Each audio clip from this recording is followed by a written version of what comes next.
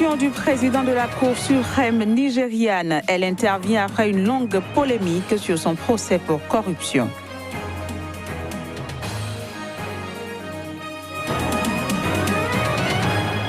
Une vague de froid a frappé la Tunisie en fin de semaine. Elle a causé la mort de 2 personnes.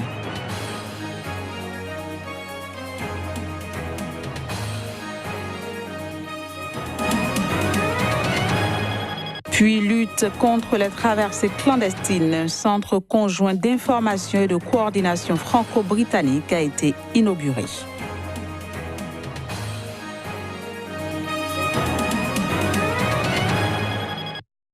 Dimanche 27 janvier 2019, bienvenue à toutes et à tous. Au Nigeria, le président Muhammadu Buhari était samedi sous pression internationale après sa décision de suspendre le président de la Cour suprême à quelques semaines seulement des élections. Une mesure qualifiée de tentative de coup judiciaire par des opposants et des acteurs de la société civile. Au plan international, l'Union européenne, les États-Unis et la Grande-Bretagne ont exprimé leurs préoccupations à propos de cette affaire. Les précisions, ce sera dans ce reportage. Le président Buhari suspend Walter Samuel Nkanu Onongen de son poste de plus haut magistrat du pays. C'est ce qu'a annoncé sur Twitter Bashir Ahmad, l'un des porte-parole de la présidence nigériane, qui précise que le chef de l'État a nommé un président de la Cour suprême par intérim en la personne d'Ibrahim Tanko Mohamed. Ce dernier est originaire du nord du pays, tout comme le président Muhammadu Buhari. Toujours selon le porte-parole de la présidence, le chef de l'État a agi sur ordre du tribunal du Code de conduite. Ce tribunal créé spécialement pour juger les questions éthiques planchait sur le sort de Walter Samuel Nkanu Onongen, à qui il est reproché de n'avoir pas déclaré plusieurs comptes bancaires en dollars, euros et livres sterling. Cette affaire fait grand bruit au Nigeria à moins d'un mois des élections générales.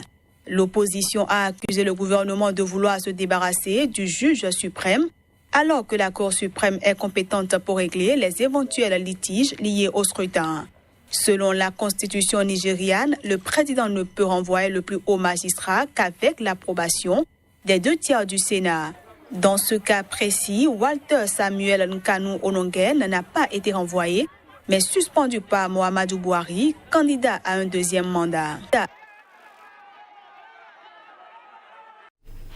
4 personnes au moins ont été blessées hier samedi à Douala, au Cameroun, selon la société civile. Elles ont été blessées dans la répression d'une manifestation non autorisée du MRC, le parti de l'opposant Maurice Kamto, qui continue de revendiquer la victoire à la dernière élection présidentielle. Des marches étaient prévues dans plusieurs villes du pays, mais à Douala, la capitale économique, les manifestants, pourtant peu nombreux, ont été violemment dispersés. On déplore également plusieurs personnes blessés. Au Bénin, le 3e délégué général de l'USL et conseiller communal d'Adjara, Émile Koudjo, était ce week-end au contact de ses militants à la base. C'était à la faveur de la cérémonie de présentation de vœux du Nouvel An. Plus de précisions à travers ce reportage.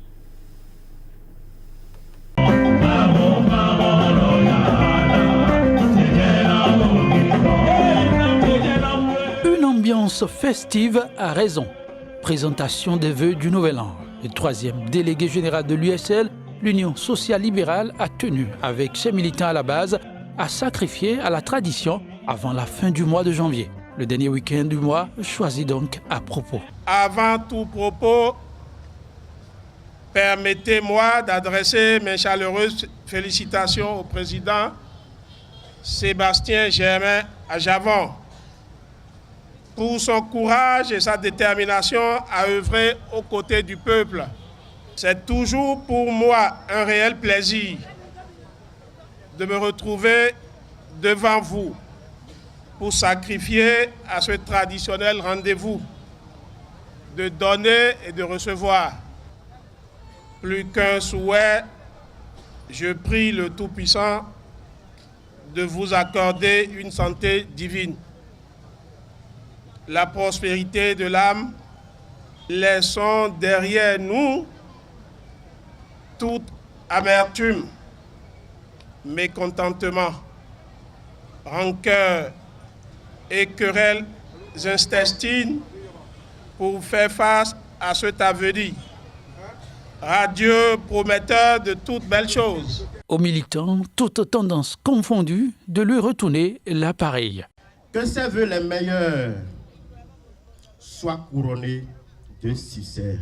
Je ne saurais présenter les vœux en ce jour sans avoir une pensée pour le président d'honneur du parti USL, son Excellence Sébastien Germain Adjavon. Forcé à l'exil, nous ne cesserons de prier pour lui afin qu'il retourne ses droits constitutionnels. Au nom de Dieu, il va revenir nous voir sains et saufs. Un moment de communion, mais aussi de grande solennité que n'aura pas boudé l'opposition réunie au sein de l'USL. Au nom du Bureau national de l'USL et de toutes les forces alliées de l'opposition, je vous présente tous les bons vœux de bonne et heureuse année 2019. Que cette année soit une année de paix et de concorde pour chacun et pour notre pays. Que nos convictions ne s'émoussent jamais. Pour que nous réussissions les changements qui s'imposent à la tête de notre pays dès le 28 avril 2019. La surprise de l'événement du jour aura été l'intervention du président d'honneur de l'USL, Sébastien Adjavon. Formulant ses vœux, il appellera à l'unicité des voix pour relever en son temps le principal défi de 2019.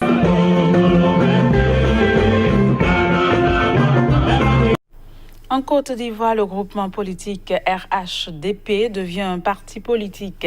À cet effet, la formation présidentielle tient son premier congrès ordinaire à Abidjan, au cours duquel ses statuts et ses instances définitives seront mises en place. Reportage. À moins de 2 ans de la prochaine élection présidentielle en Côte d'Ivoire, le Rassemblement des oufouettistes pour la démocratie et la paix, le RHDP, tient son premier congrès à Abidjan, au cours duquel ses statuts et ses instances définitives seront mises en place. Chers congressistes, nous sommes réunis ce jour pour achever la mise en place d'un projet politique, la création de notre parti, le Rassemblement des oufouettistes pour la démocratie et la paix. Ce congrès est l'aboutissement d'un processus entamé depuis 2005. En effet, cette coalition nous a permis d'accéder au pouvoir et de nous y maintenir, de gagner toutes les élections, d'impulser le développement. C'est fort de ce succès que nous avons décidé de proposer à la Côte d'Ivoire un nouveau contrat social, transformer le RHDP en parti politique. Il ne s'agit pas d'effacer le passé. Il s'agit au contraire de s'appuyer sur le travail accompli pour regarder confiant l'avenir. Plusieurs milliers de militants se sont réunis au Palais des Sports de Trècheville, une commune populaire d'Abidjan, pour ce qui constitue le véritable lancement du nouveau parti que ses dirigeants avaient mis sur pied lors d'un congrès constitutif en juillet 2018. Mais tout nouveau parti a pour ambition de conquérir le pouvoir et nous y croyons. Nous y croyons fermement et nous ferons tout ce qui est à notre pouvoir, mettre tous les atouts de notre côté pour pouvoir avoir ce pouvoir quand même. Ce nouveau parti unifié, voulu par le président ivoirien Alassane Ouattara, rassemble sa formation, le Rassemblement des Républicains, l'Union pour la démocratie et la paix en Côte d'Ivoire, 6 députés et des personnalités d'autres partis. 2 personnes sont mortes en raison d'une vague de froid qui a frappé la Tunisie. Notons que plusieurs régions du pays se trouvent sous un épais manteau de neige. Actuellement, voici les images. Des recherches sont en cours pour retrouver le corps d'une femme dont la voiture a été emportée par les flots d'une rivière en crue, a indiqué le ministère tunisien sans préciser le lieu de l'incident. Âgé de 40 ans, un homme souffrant de troubles mentaux a été retrouvé mort vendredi matin après avoir passé la nuit dehors dans la région de Yendouba, dans le nord-ouest du pays, selon la radio Mosaïque.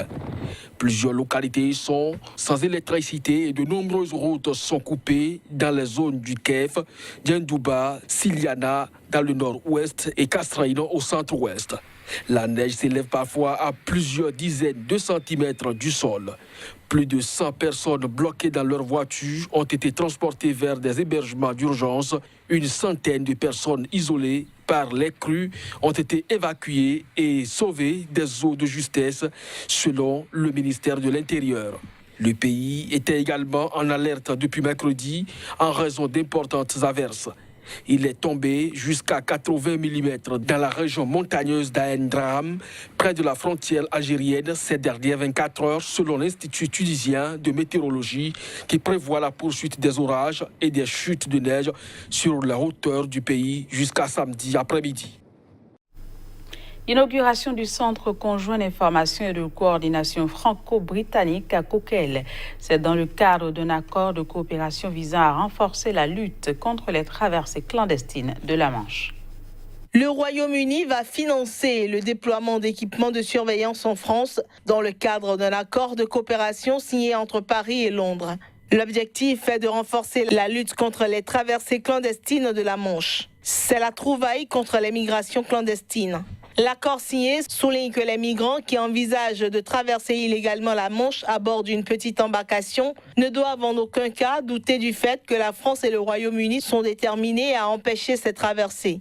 Le texte prévoit également un renforcement de la coopération pour démanteler les filières de passeurs et prévenir les départs de migrants vers l'Angleterre. Cette initiative s'inscrit dans la continuité du plan Action lancé début janvier par Paris pour dissuader les migrants, toujours plus nombreux, de tenter de franchir la Manche sur des embarcations de fortune. Selon Paris, soit 11 tentatives de traversée irrégulière d'embarcations ont été recensées en 2018, dont 40 ont réussi, permettant à 276 migrants, essentiellement iraniens, d'atteindre les côtes britanniques. Londres avait de son côté chiffré à 539 le nombre de migrants ayant fait des tentatives de traverser l'an dernier, dont 80% au dernier trimestre et 230 pour le seul mois de décembre. Puis en France, l'armée a été appelée en renfort des chasseurs à la frontière avec la Belgique. Ceci dans le but de combattre l'épidémie de peste porcine africaine qui sévit dans la région nord de la France. Une épidémie détectée le 9 janvier en Belgique. Avec l'autorisation du président de la République Emmanuel Macron et du Premier ministre Édouard Philippe, l'armée française sera mobilisée pour venir en appui logistique des chasseurs de l'Office national de la faune sauvage et de l'Office national des forêts. Sa mission, combattre dans le nord de la France, à la frontière avec la Belgique, l'épidémie de peste porcine africaine détectée le 9 janvier en Belgique. Selon le ministre français de l'Agriculture Didier Guillaume, les soldats de l'armée aideront précisément à rabattre les sangliers lors des battues et à poser des pièges sans toutefois être amenés à tirer. Au total, 500 à 600 sangliers sont à abattre dans les 2 à 3 semaines dans une zone blanche de 80 km² décrétée à la frontière franco-belge pour empêcher toute introduction de la maladie sur le territoire français. Originaire d'Afrique, la peste porcine africaine est une maladie hémorragique virale strictement animale et non transmissible à l'homme. Elle est apparue en Europe de l'Est il y a 5 ans et a peu à peu avancé vers l'Ouest. En Belgique, le premier cas a été détecté en septembre 2018. Les Belges ont alors mis en place une zone tampon pour isoler les animaux malades. La décision de la France de renforcer les chasseurs à la frontière avec la Belgique vise à circonscrire le mal afin d'éviter toute découverte de cas sur des sangliers comme sur des porcs d'élevage. Toute chose qui ferait perdre au pays le statut d'indemne de la maladie et interdirait aux éleveurs l'exportation vers les pays tiers. Voilà, c'est la fin de ce journal. Merci de l'avoir suivi. Au revoir et bon dimanche.